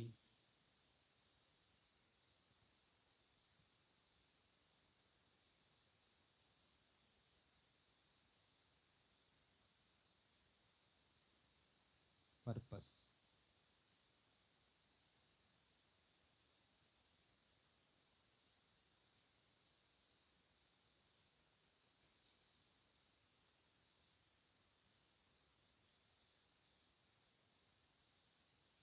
చివరిగా ఈరోజు ముగించిన ముందుగా, యెహోషువకు ఒక గొప్ప ఉద్దేశం ఉంది జీవితంలో.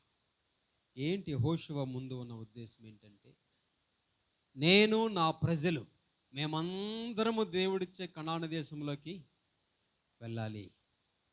యెహోషువ ప్రయాణానికి ఒక ఉద్దేశం ఉంది. యెహోషువ ఏ గురి లేకుండా ప్రయాణం చేయటంలా.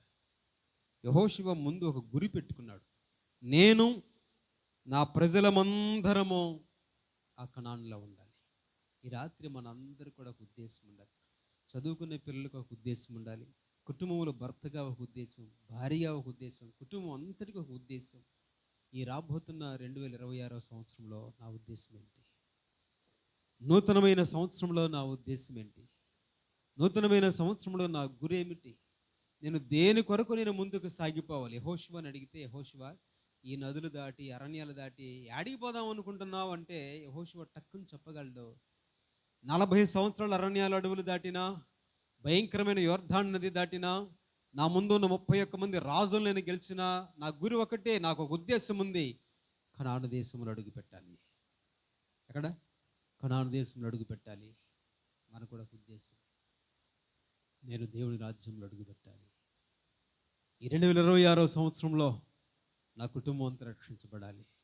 2026 సంవత్సరంలో ఆత్మీయంగా ఎదగాలి. ఒక మంచి ఉద్యోగం సంపాదించాలి. ఒక ఉన్నతమైన స్థితిలో ఉండాలి. దేవునిలో వాడబడాలి. నా కుటుంబం దీవించబడాలి. కుటుంబం కట్టబడాలి. ఒక ఉద్దేశం లేకుండా యెహోషువ గుడ్డిగా ప్రయాణించాడు. ఈ రాత్రి ఈ మాట ఉంటూ మనలో కూడా రాబోతున్న సంవత్సరంలో నీ ఉద్దేశం ఏంటో, రాబోతున్న సంవత్సరంలో నీ గురి ఏంటో, రాబోతున్న సంవత్సరంలో నీ లక్ష్యం ఏంటో యెహోషువ గ్రంథం 24వ అధ్యాయం 15వ వచనం చివరిలో చదువుతాం. యెహోషువ 24:15 ఏంటంటే, నేనును నా ఇంటి వారము యెహోవాను సేవించదము. అది ఆయన ఉద్దేశం. నేను నా ఇంటి వారము యేసయ్యను సేవించదము. నేను నా ఇంటి వారమంతా యేసయ్యను ఆరాధిస్తాం. ఆయన ఈ రాత్రి మన ఉద్దేశం ఏంటి? దేవుడు మళ్ళీ నిన్ను ప్రేమించి ఇంకొక గొప్ప నూతనమైన సంవత్సరాన్ని దేవుడు ఇవ్వబోతున్నాడు. దేవుడు ప్రేమించి ఇవ్వబోతున్న ఈ నూతనమైన సంవత్సరంలో నీ ఉద్దేశం ఏంటి? దేవుడు ప్రేమించి ఇవ్వబోతున్న గొప్ప సంవత్సరంలో నీ గురి ఏమిటి? ఆయనకు ఒక గురి ఉంది. ఆ గురి ప్రకారం ప్రయాణం అవుతున్నాడు. నీకు ఏ గురి లేకపోతే క్యాలెండర్లు మారుతాయే తప్ప పెద్దగా ఉపయోగం ఏముండదు. పాత 2025 క్యాలెండర్ పోయింది, కొత్త 2026 క్యాలెండర్ వచ్చింది. పాత చొక్కా వేసుకున్నాం, కొత్త సంవత్సరం కొత్త చొక్కా వేసుకున్నాం. పెద్దగా మార్పు ఏమీ కనపడదాం. యథారాజ తథా ప్రజ అన్నారు. ఇంకంతే ఉంటుంది. అట్లా ఉండకూడదు. మన జీవితం బెటర్గా ఉండాలి. గడిచిపోతున్న సంవత్సరానికి రాబోతున్న సంవత్సరానికి ఆ తేడా మన జీవితాన్ని మనం గమనించగలగాలి.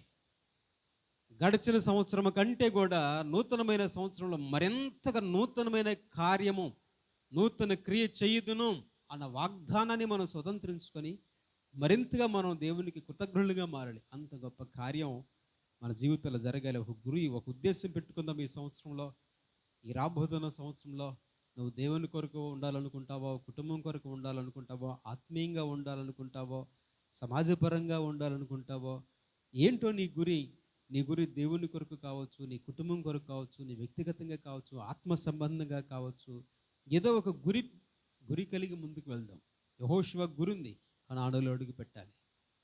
దేవుడు నిన్ను అడిగితే నీకెందుకు 2026 సంవత్సరం నీకు చాలదా అన్నాడు అనుకో, ఏమంటావు?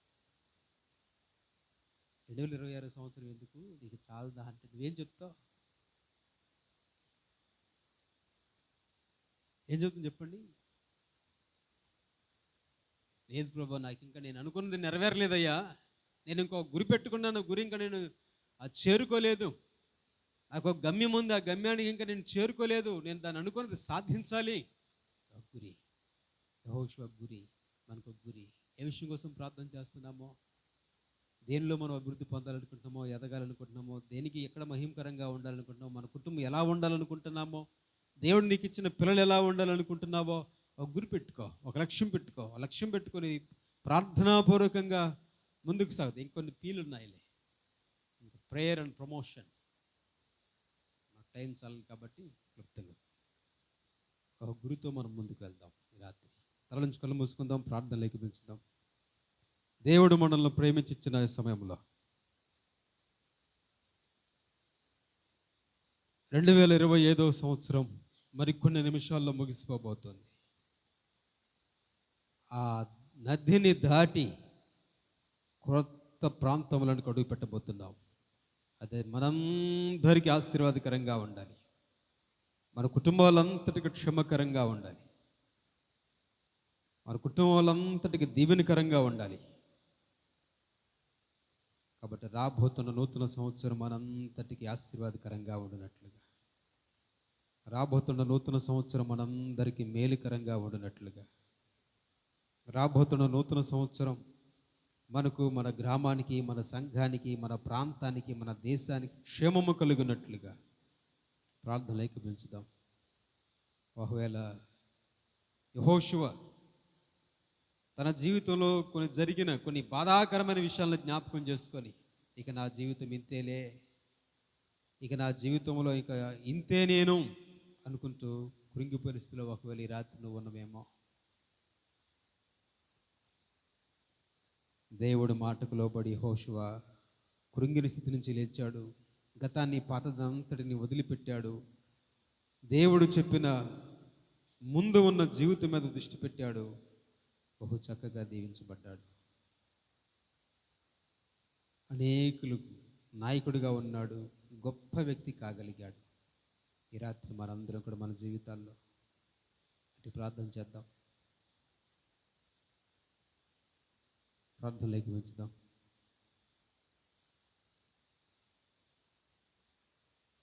కొన్ని నిమిషాలు అందరం ప్రార్థనలోకి ఉంచుదాం. 1-2 నిమిషాలు అందరం ప్రార్థనలోకి ఉంచుదాం. ఈ రాత్రి దేవుడు మనతో మాట్లాడిన వాక్యాన్ని జ్ఞాపకం చేసుకొని అందరం ప్రార్థనలోకి ఉంచుదాం. పరిశుద్ధుడ ప్రేమగల తండ్రి, సర్వోన్నతుడా, సకల ఆశీర్వాదములకు కారణభూతుడైన మా ప్రభువు మా నాయన, రాత్రి మరొకమారు మీ ఉన్నతమైన బలమైన ఘనమైన శ్రేష్టమైన శక్తి కలిగిన నామములకు వందనాలు, స్తోత్రాలు. అలనాడు మా ప్రభు భక్తుడిని యెహోషువ కృంగిపోయిన సమయంలో తన ముందు ఉన్న బాధాకరమైన విషయాలను బట్టి ముందుకు పోలేక ఆగిపోయినప్పుడు మీ దాసుడు మీ బిడ్డను ధైర్యపరిచి, కృంగిపోవద్దు, నీ జీవితం ఇక్కడ ఆగిపోలేదు, ఇంకా నీకు చాలా జీవితం ఉంది, భవిష్యత్తు ఉందని ధైర్యపరిచి వెన్నుతట్టి నేను నీకు తోడుగా ఉన్నాను అని వాగ్దానము చేసి, నాయనా మీ శక్తిని కనుపరిచి ఆ సమస్యను దాటించి ముందుకు తీసుకువెళ్ళి అనుకున్న రీతికి కణానులో ప్రవేశపెట్టిన గొప్ప తండ్రి మీకు వందనాలు. ఈ రాత్రి శిరస్సు వంచి ప్రార్థనలో పాలు పొందుతున్న ప్రతి ఒక్కరిని మీ కృపలో జ్ఞాపకం చేసుకుని దీవించండి. ఎవరి ముందు ఏ సమస్య ఉందో, ఎవరి జీవితాలు ఏ బాధలు ఉన్నాయో, ఏ శ్రమలు వేదనలు ఇబ్బందులు ఉన్నాయో సమస్తం ఎరిగిన దేవుడుగా నాయన, ఆ సమస్యలన్నీ దాటిపోయి, ఆ కష్టాలన్నీ తొలగిపోయి, బాధలన్నీ బాపి మరలా శ్రేష్టమైన సంతోషకరమైన సమాధానకరమైన జీవితమును సంవత్సరమును మా ప్రభు మీ దాసులందరికీ కలుగు చేసి, యెహోషువ అన్నట్టుగా నేను నా ఇంటి వారమందరము అని కుటుంబాలు సమస్తము దీవించబడి, కుటుంబం అంతా మేలులతో నింపబడి, నాయన ఎక్కడ అపవాదికి తావలేక కుటుంబ సభ్యులందరూ మీ నిత్య రాజ్యములో ఉండే గొప్ప భాగ్యమును కలుగు చేయమని కూడిన మమ్మల్ని అందరినీ మీ కృపకు అప్పగిస్తూ క్రీస్తు యేసు పరిశుద్ధ నామమున అడిగి వేడుకొనుచున్నాం తండ్రి, ఆమేన్.